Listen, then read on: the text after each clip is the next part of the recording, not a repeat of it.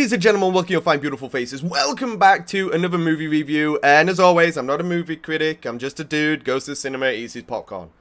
It's as simple as that. Batman vs Superman. Finally got to see it. Oh my god. Where do I begin? Seriously, where the hell do I begin?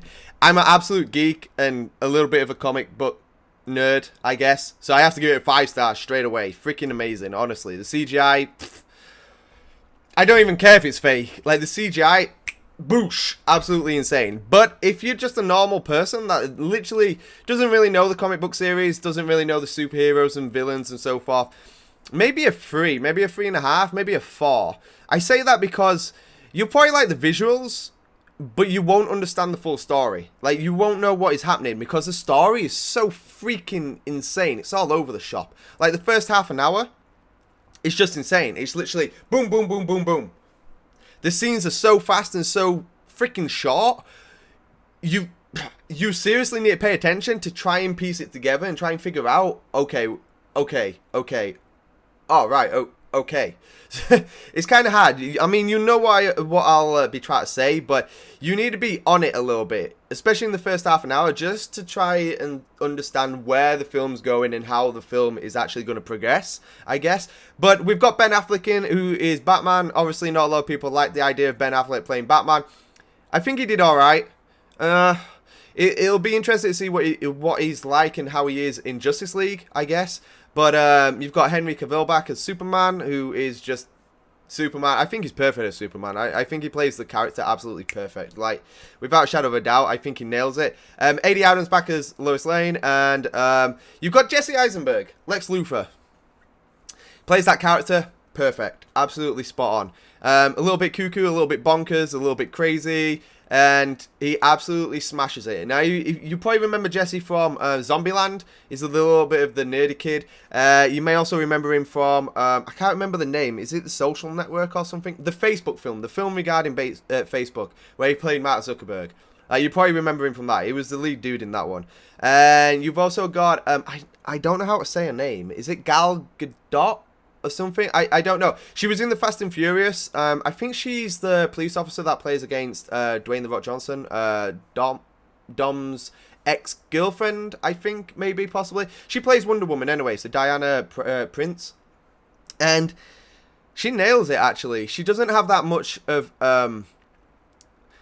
script, I guess, probably is probably the easiest way to describe it. Like, she doesn't have many lines and stuff, but she actually plays the character really good so far in this, and it'll be good to see her in the Justice League as well.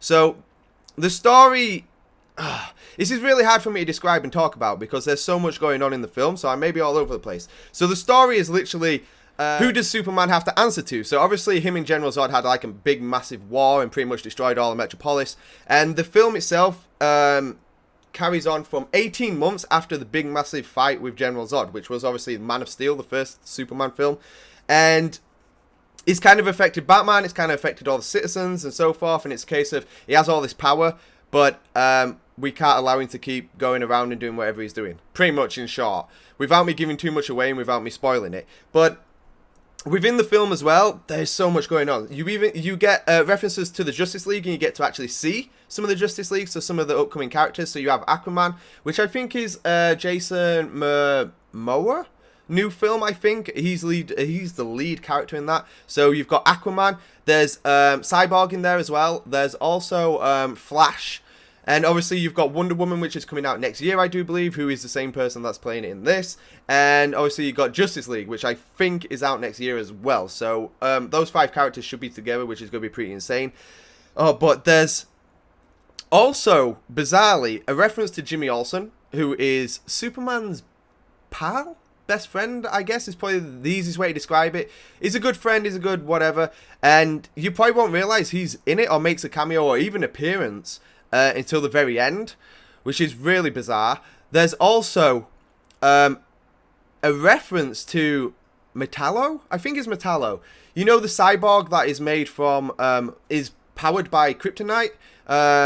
Like, he's the metal cyborg that literally goes around and starts destroying everything, pretty much, within the comic books, obviously. So he gets a reference. I don't actually remember seeing him within the film.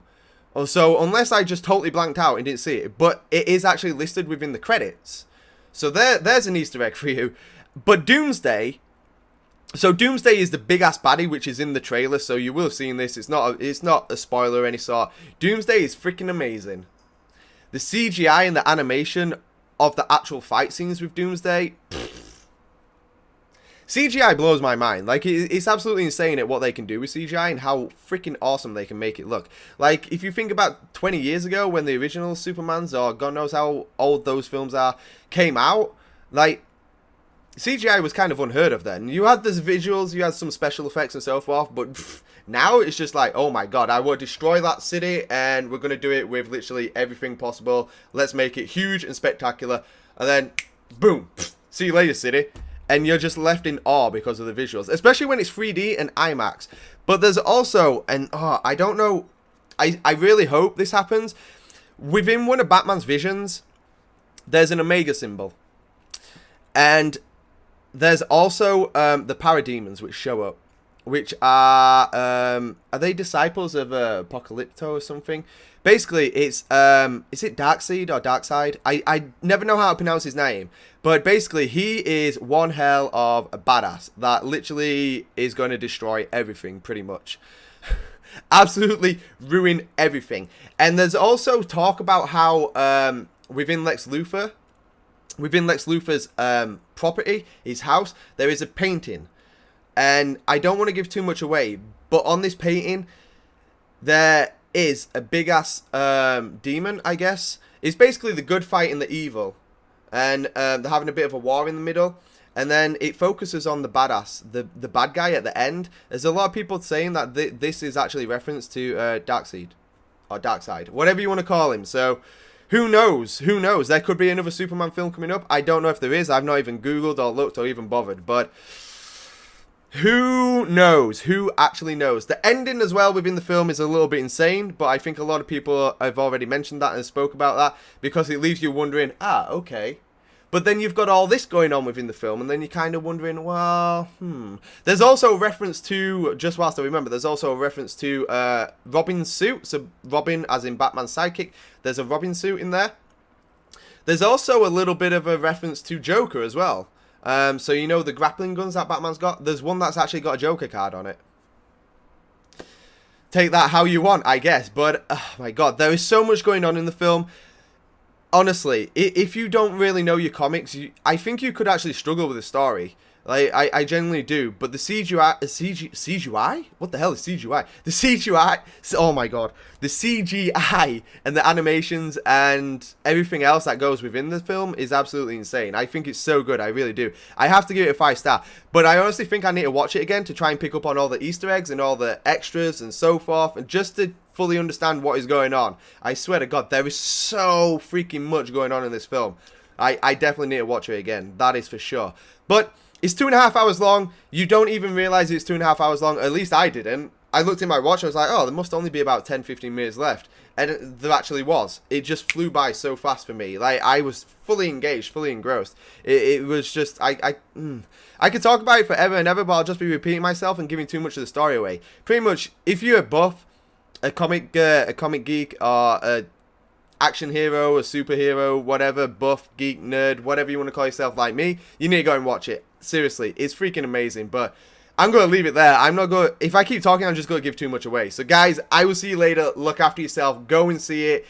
If you don't like your comic books, it's probably a 3.5 or 4. It's probably definitely worth a watch. But yeah, if you are a nerd like myself, definitely go and watch it. It's freaking absolutely amazing. It is nailed to the freaking T. I absolutely love it. There are some flaws, but you get flaws in every film, let's be honest. But guys, I will see you later. Look after yourself, take care, have fun, and don't do anything crazy. Cheerio!